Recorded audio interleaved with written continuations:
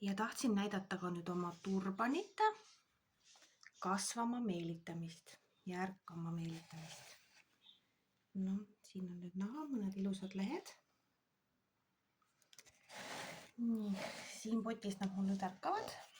Seda potti ma ei ole kastnud.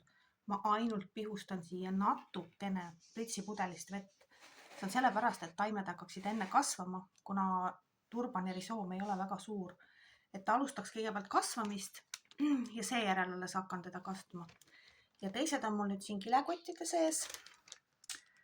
Ka vaikselt hakkavad ärkama. Siin on näha pungakesi.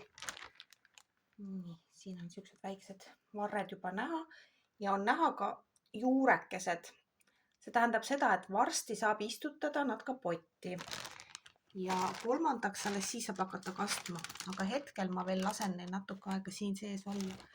Nad on nendes kilekottides nüüd nagu kasvuhoones. Ilma erilise kastmiseta, pigem ongi vee pihustamine ainult, et meelitada kõigepealt kasvama ja seejärel alles hakkame teda kastma ja kasvatama aknal näiteks. Et muidu me võime sellele lihtsalt risoomile liiga teha ja ta mädanema ajada. Nii et kõik, millel on väiksed risoomid, siis võtame seda kasvatamist väga rahulikult ja väga aeglaselt.